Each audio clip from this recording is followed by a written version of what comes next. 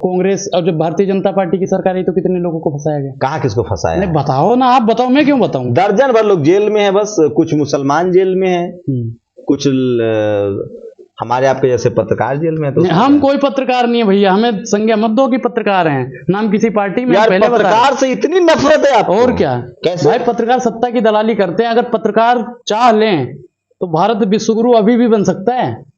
अभी 8 घंटा बाकी है, 8-10 घंटा अभी बाकी है। विश्वगुरु बनाना चाहे तो क्या करना होगा पत्रकारों को? पत्रकारों को भारतीय जनता पार्टी की जो दलाली करते हैं वो छोड़ देना पड़े। 8 घंटा अगर जितने भी पत्रकार हैं ना, सारे सवाल पूछना एक साथ। कौन सा सवाल आप बताइए, हम ही पूछ लेते हैं, आप ही बताइए। 2 करोड़ रोजगार का, $5 ट्रिलियन अर्थव्यवस्था, 100 स्मार्ट सिटी, महिला सशक्तिकरण, ये गंगा साफ करने वाली जो बात करी थी, ठीक है, 5 ही सवाल पूछ लो। 13,000 करोड़ रुपया लग चुका है गंगा की सफाई में। अच्छा, साफ हुई? ये तो इन्हीं के कहते परिवारवाद नहीं है।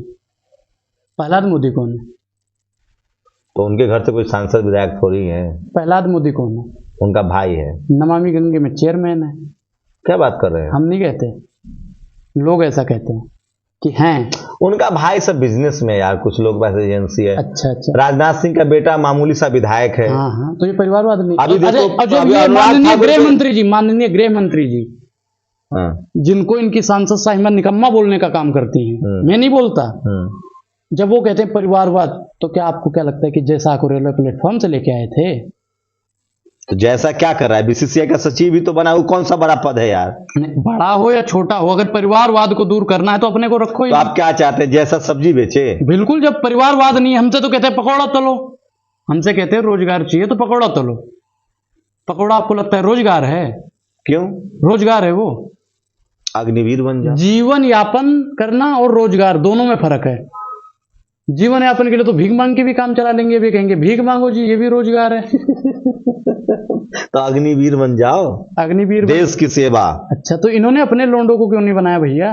इनके भी तो हैं, एमएलए बना देते हैं, किसी को बीसीसीआई का चेयरमैन बना देते हैं, किसी को नमामि गंगे में बना देते हैं, किसी को कहीं बना देते हैं, उनको भी बनाओ ना। यार मोदी जी का कोई काम तो पसंद होगा, जीएसटी पसंद होगा, नोटबंदी पसंद होगा। अरे उनका एक भी काम मुझे नहीं पसंद है। एक गरीबों के लिए कुछ करते नहीं, गरीबों के लिए ठोको जी ठोको जी ठोको जी, खिचड़े थोड़ी है जो हम ठोकते रहे। अरे तो वैक्सीन तो लगा दिया गरीबों को, मोदी जी लगाने आए थे। गुजरात में बनी थी वैक्सीन, गुजरात में बनी थी, बताइए आप।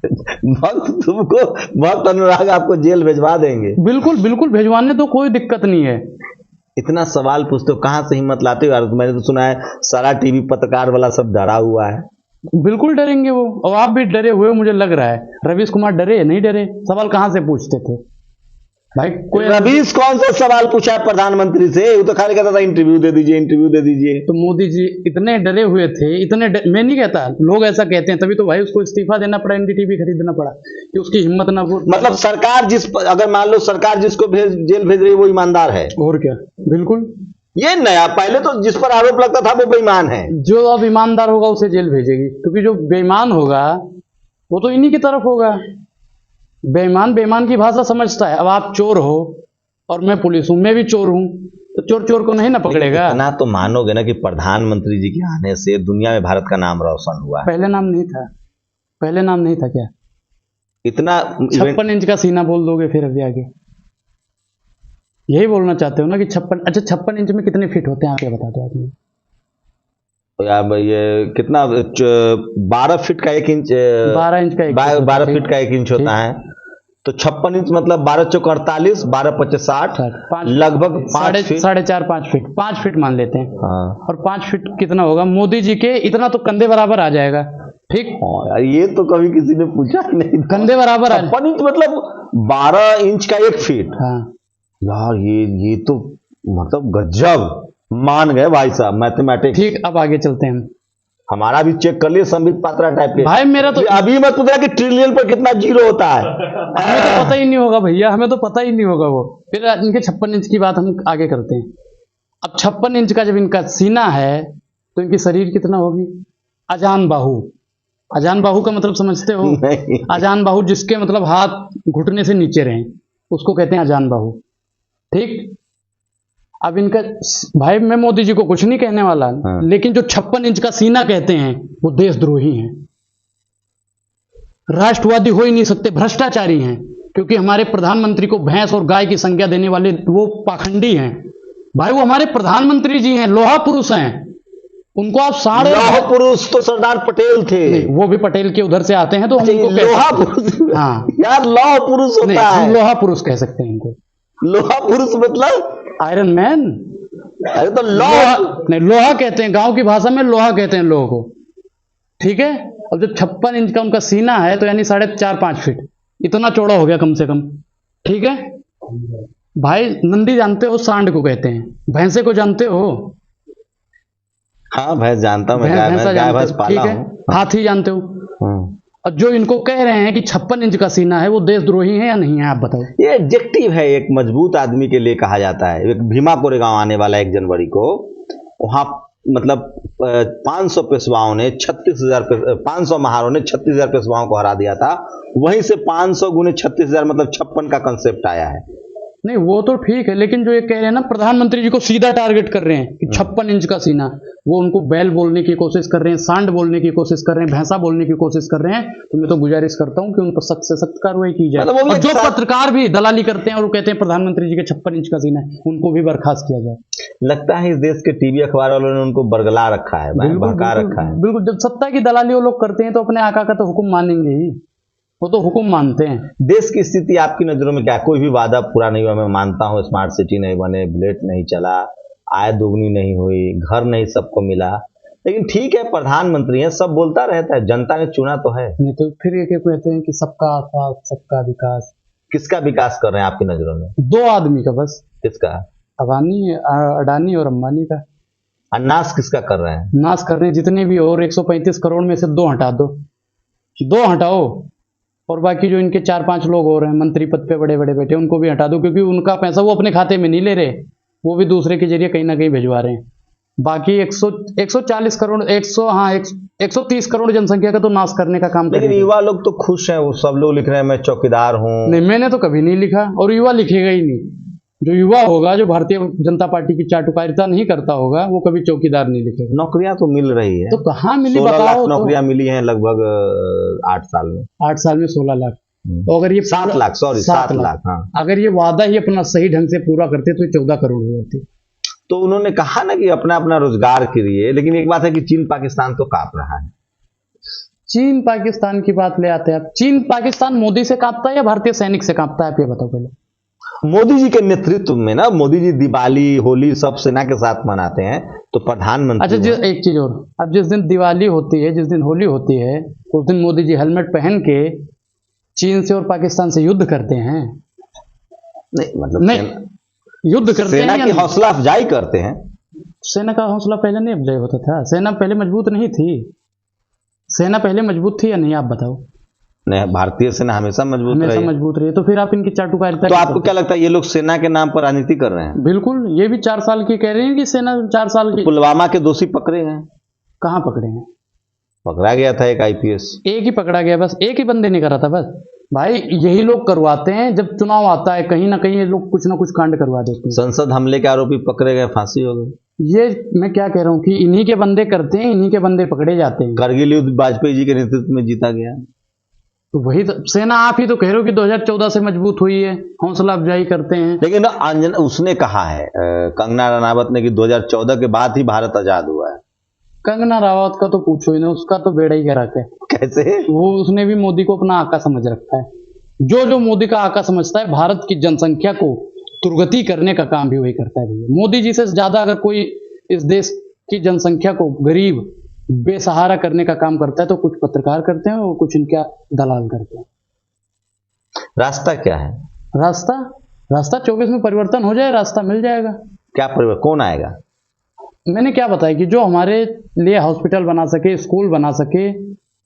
ये तो कहते हैं भारत माता कीजिए, फिर रेलवे बेच देते हैं। मैं तो कहता हूं ऐसा प्रधानमंत्री हो जो कहे भारत माता कीजिए, मैं आपके बच्चों के लिए स्कूल बना दूंगा। क्या 10 कंपनियां तो बिकी है, 4 लाख करोड़ का फंड रेज हुआ है।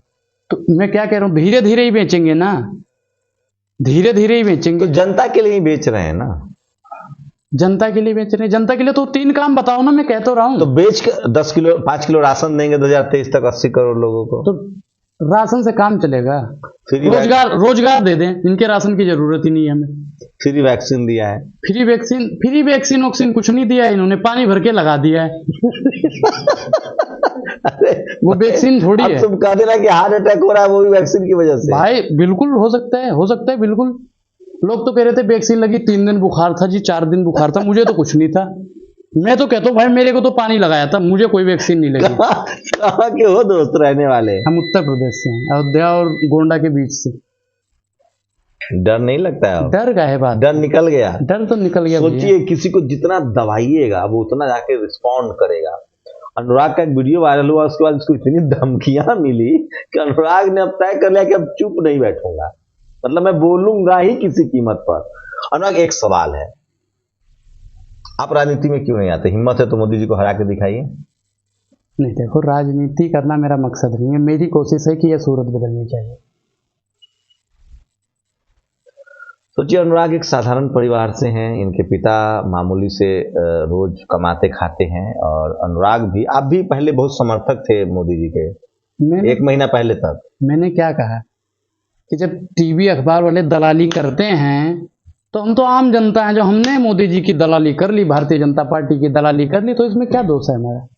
तो ये ज्ञान आपका सीधा एक कब खुला, कब ज्ञान चक्षु खुल गया आपको? मानस में एक बात लिखी हुई है कि आवत है हर्षय नहीं, नयनन नहीं सने, तुलसी तहाँ न जाइए चाहे कंचन बरसे नहीं। मतलब इसका है कि उस स्थान पे नहीं जाना चाहिए जहां आपकी इज्जत ना हो। तो आपको बेइज्जती हुई इसलिए आप वहां से भागे हैं? बिल्कुल।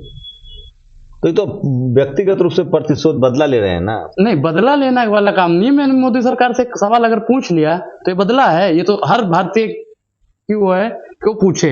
सवाल तो ये है, एक बात बताइए, आप मोदी समर्थक हो सकते हैं तो अच्छे हो गए, और मोदी जी से सवाल पूछे तो गलत हो गए, ये कैसे होगा?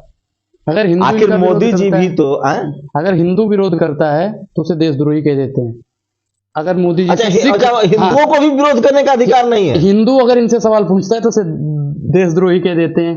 सिख अगर पूछता है तो उसे खालिस्तानी कह देते हैं। मुस्लिम पूछता है तो उसे पाकिस्तानी बोल देते हैं। और पिछड़ा वर्ग और जो दलित लोग हैं वो अगर पूछते तो उनको नक्सलवादी और पता नहीं कौन कौन सा वादी कह देते। आप पत्रकार अगर सवाल पूछ ले तो? पत्रकार की तो हिम्मत ही नहीं है सर, पूछने की हिम्मत है। सबसे डरपोक पत्रकार है पत्रकार, वही तो कह रहा हूँ, पत्रकारों की 3 दवाई, जूता चप्पल और कुटाई। सबसे लतखोर है पत्रकार, सबसे लतखोर, सबसे भ्रष्ट है तो पत्रकार ही है, क्योंकि हिम्मत ही नहीं पड़ती। आगा की दलाली जी हुजूर जी हुजूर जी हुजूर जी हुजूर जी हुजूर करते रहते हैं। न्यायपालिका पर भरोसा है कि नहीं? मीडिया, जुडिशियरी सब ठीक है? नहीं, मीडिया खराब है, जुडिशियरी ठीक है। कहीं ना कहीं तो भाई देखो 1% कह सकता हूँ कि कहीं ना कहीं कुछ लोग ठीक हैं। एक जज साहब तो राज्यसभा चले गए, रिटायर्ड जज जाएंगे और क्या। सोचिए किसी रिटायर्ड जज ने कहा है, अभी सिटिंग जज ने कहा है कि अखबार, टीवी अखबार और जजेज अगर वो घुटने टेक देते हैं तो वो देश गुलाम हो जाता है, वहां संविधान खत्म हो जाता है, डेमोक्रेसी खत्म हो जाता है। अनुराग के सवाल जो उठा रहे हैं अनुराग सरकार से, उससे सहमत है असहमत है? मैं लगातार कोशिश करता हूं कि अगर मैं सरकार की कोई नुमाइंदा यहाँ नहीं है और अगर सरकार से सवाल पूछने वाले लोग हैं तो मैं सरकार का पक्ष रखता हूं, मैं इसलिए सरकार का नुमाइंदा बनता हूं। वैसे सच्चाई तो है, टीवी अखबार सरकार का नुमाइंदा है, कायदे से उसको सवाल पूछने वाला होना चाहिए था। शुक्रिया अनुराग हमसे बातचीत करने के लिए और हमें समय देने के लिए। आप लोग की प्रतिक्रिया बहुत जरूरी है। मैं फिर कह रहा हूं, हम लोग न किसी के साथ हैं न किसी के खिलाफ हैं, हम लोग संविधान इस देश के साथ हैं और हम चाहते हैं कि इस देश के नागरिकों को सरकार से जो उसके अधिकार हैं, मूलभूत अधिकार है, वो दिलवाया जाए। और ये मत अब कह दिया कि बीजेपी वाले दंगा, ये क्या कह रहे हैं जो बीजेपी वाले, बिल्कुल, और क्या, भाजपाई हो ही नहीं सकते। जो धमकी देने का काम करता है, गाली गलौज का काम करता है, मारपीट का काम करता है, वो भाजपाई हो ही नहीं सकता, वो सरासर दंगाई है। अगर हिम्मत है तो सामने सामने सवाल जवाब कीजिए। और क्या, मैं तो कह रहा हूँ कि भाई हिम्मत है तो मुझसे बैठ के बात करो जैसे आप कर रहे हो, हिम्मत है तो बातें करो। मैं कहता हूँ मोदी जी ने जो अच्छे काम के नहीं गिनवाओ तो मुझे। शुक्रिया अनुराग हमसे बातचीत करने के लिए, और पूरी बातचीत पर अपनी प्रतिक्रिया जरूर दीजिए। मैं फिर कह रहा हूं, सोशल मीडिया ही सच्चा मीडिया है, सोशल मीडिया ही बहुजन मीडिया है। शुक्रिया।